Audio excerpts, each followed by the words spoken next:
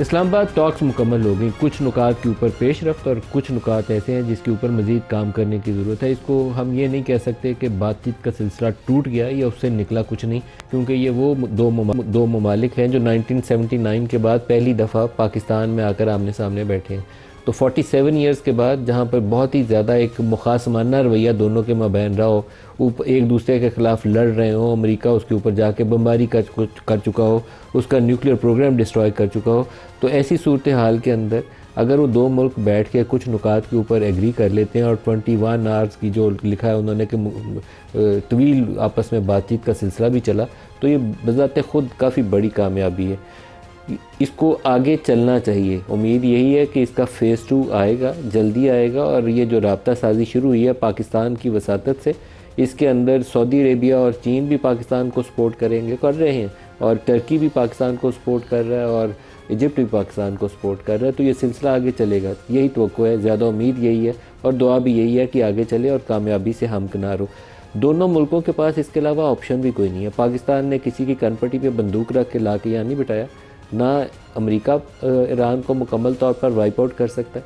अगर वो इतना तगड़ा और इतना उसके पास वसाइल सब कुछ होने के बावजूद खार्ग आइलैंड या स्ट्रेट ऑफ हॉर्मुज़ को खोल सकता होता, तो 40 रोज़ के अंदर खोल के घुस जाता अंदर। वो नहीं कर सका।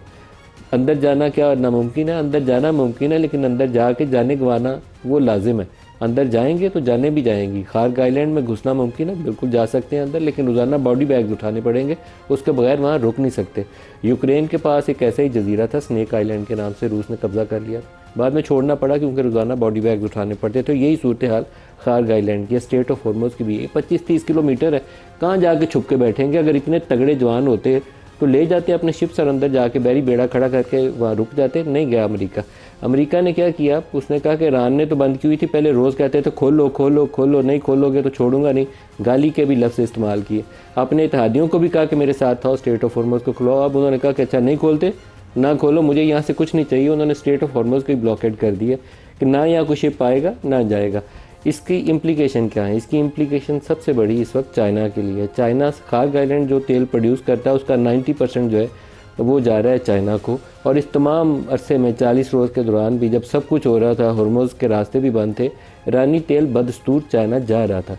तो क्या चाइना चुप साधे बैठे रहेगा या मज़ीद सपोर्ट करेगा ईरान को किसी भी शक्ल में, मिज़ाइल प्रोग्राम की शक्ल में, मज़ीद ड्रोन की शक्ल में, या उन रडार्स की शक्ल में जिन्होंने इंफ्रारेड यूज़ करते हुए F-35 को भी डिटेक्ट कर लिया। F-35 जिसके मतलब अमेरिका को बहुत बड़े बुलंदबांग दावे थे कि ये तो किसी को नज़र भी नहीं आएगा और बमबारी करके हम सब कुछ तबाह करके आ जाएंगे, वो उनका जहाज़ भी